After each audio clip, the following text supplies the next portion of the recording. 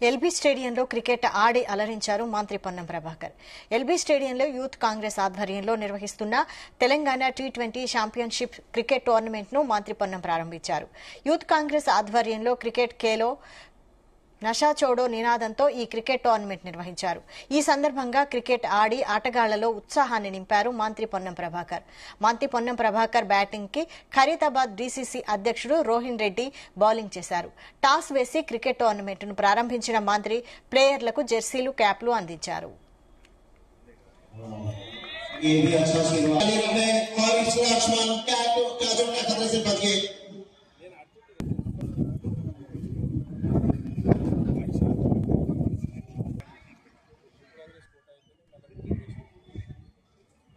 ఏదైతే తెలంగాణ యూత్ కాంగ్రెస్ ఆధ్వర్యంలో క్రికెట్ ఖేలో నషా చోడో అని ఒక టోర్నమెంట్ నిర్వహిస్తున్నాం. ఏంటంటే డ్రగ్స్ పైన కానీ బెట్టింగ్ పైన కానీ ఒక అవేర్నెస్ ప్రోగ్రామ్. ఇప్పుడు చూస్తే మీరు ఐపీఎల్ సీజన్ ఉంది. ఆ ఐపీఎల్ వల్ల ఎంతో మంది తెలియకుండా సోషల్ మీడియాలో వచ్చే బెట్టింగ్ యాప్స్ కానీ ఈ డ్రగ్స్ కానీ అందరూ అడిక్ట్ అయిపోయి తెలియని వయసులో అందరూ బానిసలుగా మారిపోయి ఫ్యామిలీస్ అన్ని ఖరాబ్ చేసుకుంటున్నారు. మా తెలంగాణ ముఖ్యమంత్రి గవర్నర్ రేవంత్ అన్న గారు డ్రగ్స్ పైన చాలా కఠినంగా ఎన్నో సీరియస్ ఇష్యూస్ డీల్ చేస్తూ డ్రగ్స్ పైన కూడా చాలా సీరియస్ గా ఉన్నారు.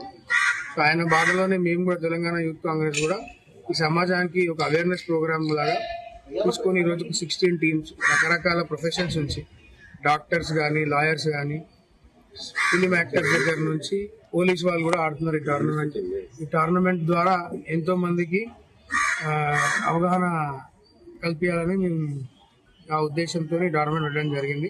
యూత్ కాంగ్రెస్ సభ్యులందరూ కలిసి కూడా ఈరోజు లాల్ బహదూర్ స్టేడియంలో ఈ క్రికెట్ టోర్నమెంట్ పెద్దలు పొన్నం ప్రభాకర్ గారి చేతుల మీదుగా స్టార్ట్ చేయడం జరిగింది.